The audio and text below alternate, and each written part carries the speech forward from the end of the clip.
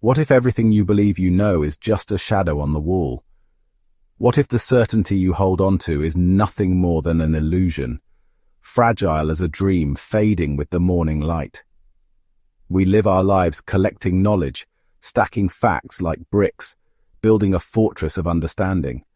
But the higher we build, the more we realize the horizon keeps moving, and the walls we construct only limit our view.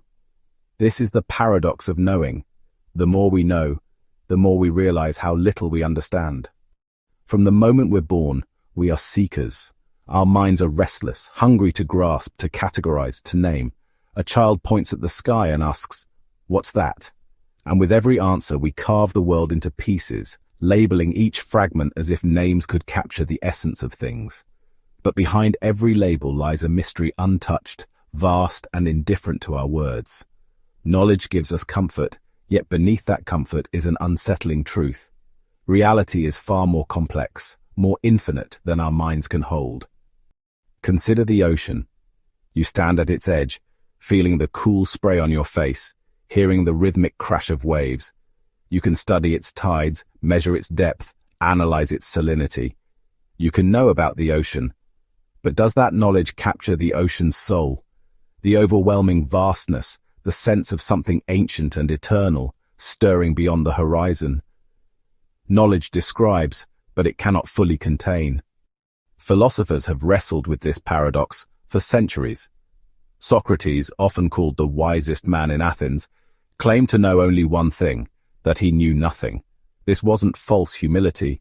It was the recognition that true wisdom doesn't come from accumulating facts, but from understanding the limits of our understanding. The more you learn, the more aware you become of the vastness of what remains unknown. This awareness isn't defeat, it's the beginning of wonder. In psychology, the paradox of knowing manifests in cognitive biases, the invisible distortions that shape how we perceive reality. The Dunning-Kruger effect, for instance, shows that people with limited knowledge often overestimate their competence, while those with deeper expertise are acutely aware of their gaps. It's as if ignorance wears the mask of confidence, while true knowledge walks quietly, humbled by its own boundaries. The mind craves certainty, but reality rarely offers it. Spiritually, this paradox deepens. Mystics across traditions speak of an experience beyond knowledge, something that cannot be named, only felt. Rumi, the Sufi poet, wrote, "Sell your cleverness and buy bewilderment. To know God, to touch the infinite, is not to grasp but to surrender.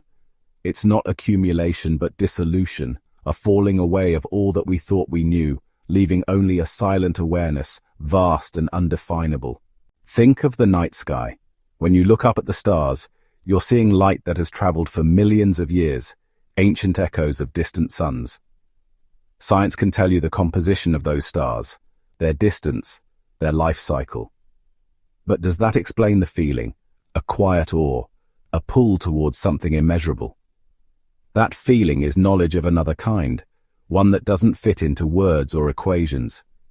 It's the recognition of mystery, not as something to be solved, but as something sacred. The paradox of knowing isn't just an abstract idea, it shapes how we live. In relationships, we often think we know someone, reducing them to patterns we've observed.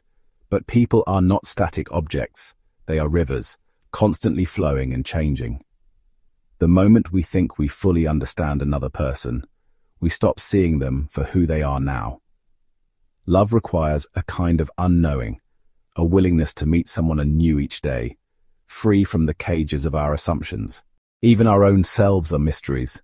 You might believe you know who you are, your story, your personality, your values, but beneath the surface of your identity is something fluid, shifting with each experience, each passing moment. The self isn't a fixed object, but a process unfolding in ways you can't predict. To truly know yourself is to accept that you are, in part, unknowable. This realization can be unsettling. We like to feel in control, to have clear answers. But what if letting go of that need is the key to a deeper peace? Imagine standing at the edge of the unknown, not as something to conquer, but as something to embrace. What if the mystery isn't a problem to be solved, but a gift a doorway into wonder, humility, and connection. As we journey further into this paradox, we'll explore how knowledge both illuminates and blinds, how certainty can be a comfort, but also a prison, and how embracing the unknown can open us to a richer, more expansive way of being. Knowledge is powerful, but wisdom begins where knowledge ends, in the silent space beyond answers, where the heart listens, and the soul remembers what words cannot say. As we stand at the edge of this paradox, it's tempting to retreat, to seek comfort in the familiar, in what we think we know. But the true journey begins when we resist that urge, when we lean into the discomfort of not knowing. This space of uncertainty isn't emptiness, it's fertile ground. It's where growth happens, where transformation begins. Consider the nature of questions. We often think of questions as paths leading to answers, like keys unlocking doors. But what if the question itself is the treasure? What if living with a question, holding it tenderly without rushing to resolve it, is a deeper form of knowing? Rainer. Maria Rilke, the poet, once advised, "Be patient toward all that is unsolved in your heart and try to love the questions themselves." This isn't passive resignation, it's active engagement with mystery, a kind of reverence for the unknown. In science, paradoxes aren't signs of failure, they're catalysts for discovery. Think of quantum mechanics, where particles can exist in multiple states simultaneously, defying our classical understanding of reality. The more physicists explore the quantum world, the stranger it becomes. Yet within that strangeness lies profound insight. It's as if the universe itself is whispering, "You cannot capture me with your concepts. I am more than you can grasp." And maybe that's the point. The universe isn't here to be conquered by the human mind, it's here to be marveled at, to be met with humility. This humility is not weakness, it's the courage to admit that we are small, that our minds are limited, and yet we are part of something vast and beautiful. There's a quiet strength in standing before the infinite and saying, "I don't know." That phrase can be the beginning of wisdom, the opening of a door rather than the closing of one. In our personal lives, we often struggle with this paradox. We seek certainty in relationships, in careers, in beliefs. We want guarantees. If I do this, will I be happy? If I love, will I be loved in return? But life offers no such assurances. It's unpredictable, filled with twists we can't foresee. The paradox is that our need for certainty often leads to rigidity, while our willingness to embrace uncertainty allows us to adapt, to grow, to truly live. Think of a time when you faced a difficult decision, when the path wasn't clear. Maybe you analyzed every option, trying to predict the outcome, longing for certainty. But sometimes, clarity doesn't come from thinking harder. It comes from letting go, trusting the process, stepping forward even when the ground feels unsteady. That leap into the unknown is where life happens. Spiritually, many traditions teach that the ultimate reality is beyond comprehension. In Zen Buddhism, there's the concept of beginner's mind, an attitude of openness, of seeing the world without the filters of past knowledge. A master once said, "In the beginner's mind there are many possibilities, but in the expert's mind there are few."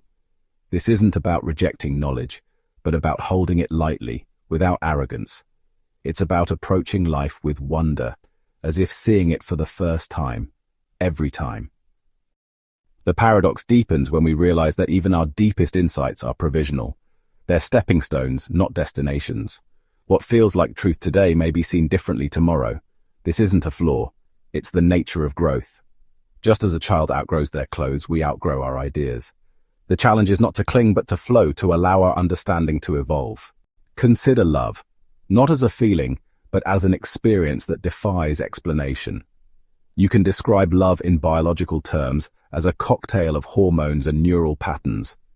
You can analyze it psychologically, exploring attachment styles and emotional needs. But none of that captures the essence of what it feels like to be in love. The warmth, the ache, the way time seems to stretch and collapse all at once. Love, like life itself, is something you can't fully know. In the same way, self-knowledge is an ever-shifting landscape. We like to think we know who we are, But the self is not a fixed entity. It's a process, shaped by time, experience, and even the act of reflection itself. Every time you ask, "Who am I?" the answer changes because the question changes you. The paradox is that the search for self-discovery reveals not a solid core, but a fluid, dynamic mystery. This realization can be liberating. If we are not fixed, we are free, free to grow, to change, to become. The paradox of knowing becomes a dance, a movement between seeking and surrendering, between understanding and letting go. It's not about reaching a final answer, but about living in the richness of the question. As we come to the end of this exploration, consider this. What if the purpose of knowledge is not to conquer mystery, but to deepen our relationship with it? What if the goal is not to arrive at certainty, but to dwell in wonder?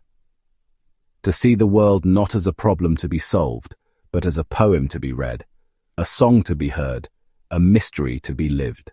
As we journey further into this paradox, we'll explore how knowledge both illuminates and blinds, how certainty can be a comfort but also a prison, and how embracing the unknown can open us to a richer, more expansive way of being. Knowledge is powerful, but wisdom begins where knowledge ends, in the silent space beyond answers, where the heart listens and the soul remembers what words cannot say.